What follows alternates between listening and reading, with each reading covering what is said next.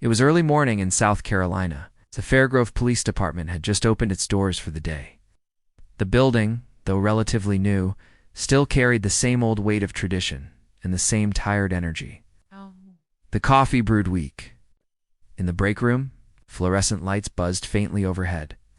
At the front desk sat Officer Darren Holt, a mid-40s man with a permanent scowl beneath a thick mustache. He had worked at this station for over 15 years and carried himself like the building was named after him. He spoke to citizens with a tone that bordered on contempt, especially when they didn't look or dress like they belonged. The glass doors creaked open.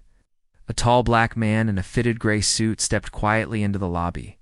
He walked confidently, but without drawing attention, carrying only a slim black folder under his arm. There was no press with him, no TV crew, and no police escort. He simply approached the front desk and waited patiently. Holt didn't look up. The man finally spoke, his voice calm and deep. "Good morning." Holt barely glanced at him. "You lost." Man smiled politely and shook his head. "No.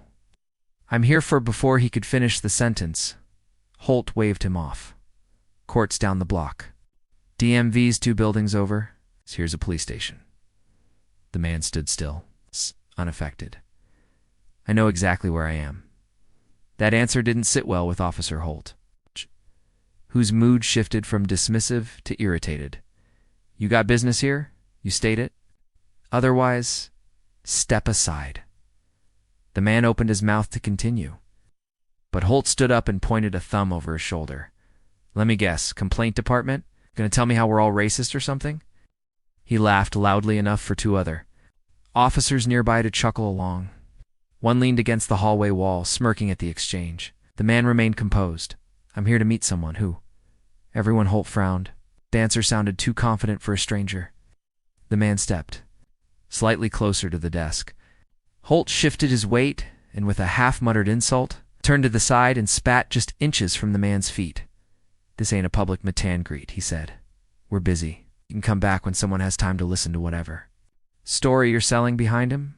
one of the officers added mockingly. "It's probably another activist trying to record something." The man didn't flinch. He glanced down at the time, then slowly reached into the inner pocket of his suit.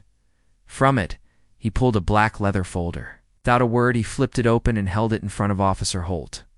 Inside was a badge, not just any badge. It read, "Marcus D. Ellison, Chief of Police, Fairgrove Department."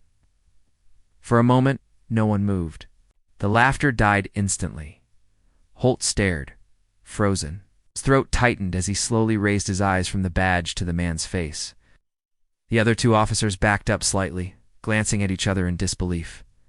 The man spoke again, this time with complete authority. "My name is Marcus Ellison. I was appointed Chief of Police by Mayor Gonzalez last month. Today is my first day. I came without a press release, without a motorcade, without an introduction, because I wanted to see how this department operates when no one is watching." He paused and looked around the lobby now. I know Officer Holt looked like someone had pulled the ground out from beneath him. He opened his mouth, but no words came out. Chief Ellison calmly stepped past the desk. "Have the staff meet me in the main conference room. We're going to talk about culture, conduct, and consequences." Holt didn't move now, officer. "Yes, sir." The room behind the front desk scrambled. Phones were picked up. Officers were summoned. Whispers turned into stammers as Chief Ellison walked confidently down the hallway. The man who had been disrespected, dismissed, and spat at just minutes earlier was now the highest-ranking official in the building. Within 15 minutes, every officer was seated in the conference room. The atmosphere was stiff. Officer Holt sat in the corner, visibly shaken. Chief Ellison stood at the front of the room and spoke without notes. "I did not grow up in a city where trust in law enforcement came easily. I've seen officers abuse power. I've seen citizens lose their lives because of arrogance and assumptions.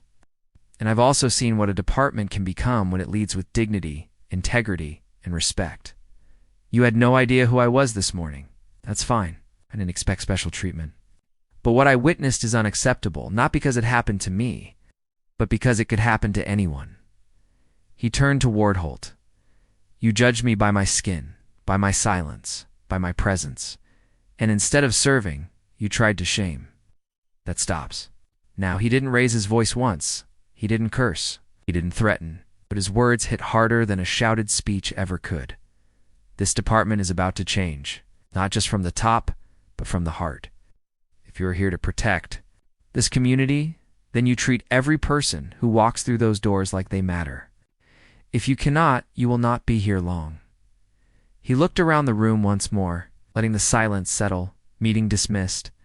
As the officers filed out, no one laughed, no one smirked. Officer Holt remained seated, his face pale and damp with sweat. The lesson had landed. That day marked the beginning of a transformation at the Fairgrove Police Department. Policies were revised, training was overhauled.